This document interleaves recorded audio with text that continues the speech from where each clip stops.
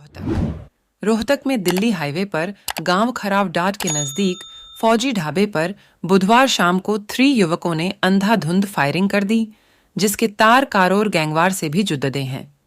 अभी तक पुलिस की जांच में सामने आया है कि फायरिंग करने वालों में अनिल छिप्पी गैंग की विरोधी छाजू गैंग से जतिन भी शामिल बताया जा रहा है।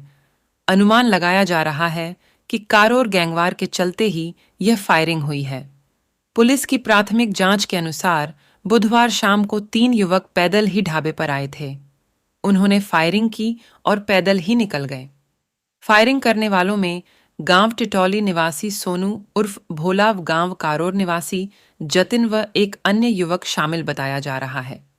मामले की सूचना मिलते ही सांपला थाना पुलिस भी मौके पर पहुंची और जांच में जुट गई। पुलिस की प्राथमिक जांच के अनुसार तीनों युवकों ने कुल 4 फायर किए हैं। गोलियां ढाबे के काउंटर पर जाकर लगीं, जिसके कारण वहां पर मौजूद लोग बच गए। वारदात के बाद सांपला पुलिस टीम, सीआईए आदि मौके पर पहुंचकर जांच में जुटी है।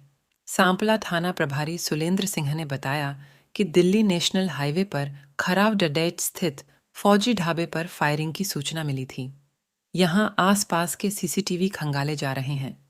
जल्द ही आरोपियों को पकड़ ढाने के प्रयास रहेंगे। गाजियाबाद पुलिस ने 3 आरोपियों को गिरफ्तार किया है, जिन्होंने एक नाबालिग को फिल्मों में अभिनेत्री का रोल दिलाने का सपना दिखाकर उसके साथ कार किया। बताया जा रहा है कि किशोरी 10वीं की छात्रा है। पुलिस ने परिवार की शिकायत पर तीनों आरोपियों को गिरफ्तार कर लिया है। जानकारी के मुताबिक मोदी नगर की रहने वाली इस छात्रा की इंस्टाग्राम के जरिए एक युवक से पहचान हुई थी।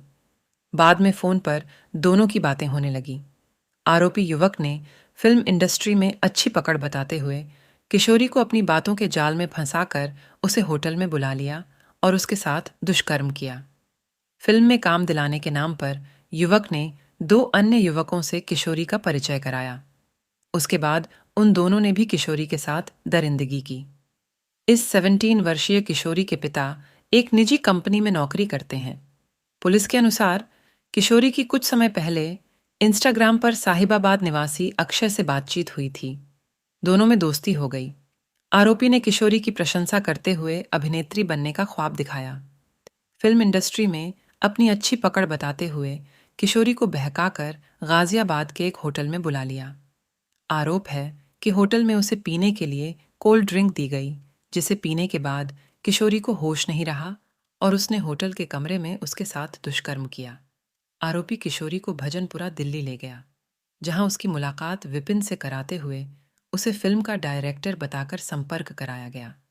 किशोरी को जल्द किसी फिल्म में रोल दिलाने को कहा। उसके बाद उसकी मुलाकात गांव सिकरी निवासी गोविंद से कराई गई। आरोप है कि तीनों ने 1 साल तक उसका शारीरिक शोषण किया। आरोपियों की असलियत का पता चला तो वीडियो वायरल की धमकी देकर चुप रहने को कहा गया। परेशान होकर किशोरी ने इस मामले से अपने परिजनों को अवगत कराया। पीड़िता ने थाने पहुंचकर तहरीर देते हुए कार्रवाई की मांग की है। एसीपी ज्ञान प्रकाश राय ने बताया कि पुलिस ने गोविंदा और अक्षय को मंगलवार की शाम गिरफ्तार कर लिया, जबकि विपिन को बुधवार सुबह दिल्ली से गिरफ्तार कर लिया गया है। तीनों आरोपी अब पुलिस की गिरफ्त में हैं। अब आईपीसी की धारा 420, 302 और 144 जैसी धाराओं का नाम बदल जाएगा। केंद्र सरकार कानून में कई बड़े बदलाव करने जा रही है। इसे लेकर केंद्रीय गृह मंत्री अमित शाह ने लोकसभा में 3 बिल पेश किए हैं। नई दिल्ली, गांव के लोगों से भी पूछिए कि 302 का मतलब क्या होता है तो वे झट से बता देंगे कि हत्या का केस बनता है। हालांकि अब ऐसा नहीं होगा।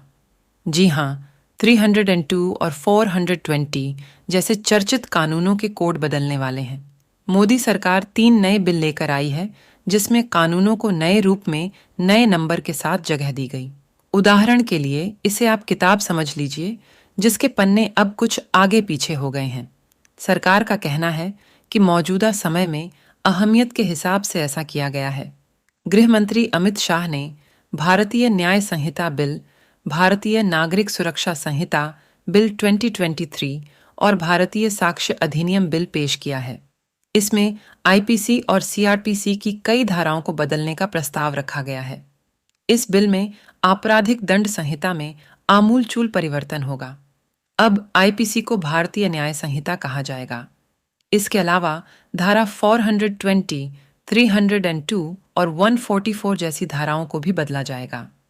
भारतीय न्याय संहिता लागू होने के बाद कौन सी धाराओं को बदल दिया जाएगा, आइए बताते हैं। किस जुर्म में कौन सी धारा अपराध पहले हत्या धारा, 302 धोखाधड़ी धारा, चाँप बोझ धारा, 300 भीड़ भाड़ हंगामा धारा, 144 धारा, 276 देश के खिलाफ षड्यंत्र धारा, 31 धारा, 645 देश के खिलाफ गतिविधियां धारा, मस से धारा, वो 44 मानहानि धारा, 499 धारा, 375 पीओ 67 धारा, 63 में रेप, 64 में सजा, गैंगरेप 70 में मानहानि सेक्शन 499 और 500 धारा, 350 धरना प्रदर्शन या दंगा, फसाद 156, 148 दियो चातानैन्य सेक्शन निषेधाज्ञा के उल्लंघन पर सेक्शन 154 सेक्शन राजद्रोह कानून धारा 124 धारा 150 भारतीय नागरिक सुरक्षा संहिता सीआरपीसी को रिप्लेस करेगी। इसमें अब 533 धाराएं रहेंगी। 160 धाराओं को बदल दिया गया है, 9 नई धाराएं जोड़ी गई हैं और 9 धाराओं को निरस्त किया गया है। भारतीय न्याय संहिता आईपीसी को रिप्लेस करेगी। इसमें पहले की 511 धाराओं के स्थान पर अब 356 धाराएं होंगी। 175 धाराओं में बदलाव किया गया है, 8 नई धाराएं जोड़ी गई हैं और 22 धाराओं को निरस्त किया गया है। भारतीय साक्ष्य विधेयक एविडेंस एक्ट को रिप्लेस करेगा। इसमें पहले की 167 के स्थान पर अब 170 धाराएं होंगी। 23 धाराओं में बदलाव किया गया है, 1 नई धारा जोड़ी गई है और 5 धाराएं निरस्त की गई हैं। केंद्रीय गृह मंत्री अमित शाह ने कहा कि ये तीनों पुराने कानून गुलामी की निशानियों से भरे हुए थे। इन्हें ब्रिटेन की संसद ने पारित किया था। कुल 475 जगह गुलामी की इन निशानियों को समाप्त कर हम नए कानून लेकर आए हैं। कानून में दस्तावेजों की परिभाषा का विस्तार कर इलेक्ट्रॉनिक या digital records, email, server logs, computer, smartphone, laptops, SMS, website, locational साक्ष्य, डिवाइस पर उपलब्ध मेल, मैसेजेस को कानूनी वैधता दी गई। चैनल को सब्सक्राइब और शेयर करें। थैंक्स।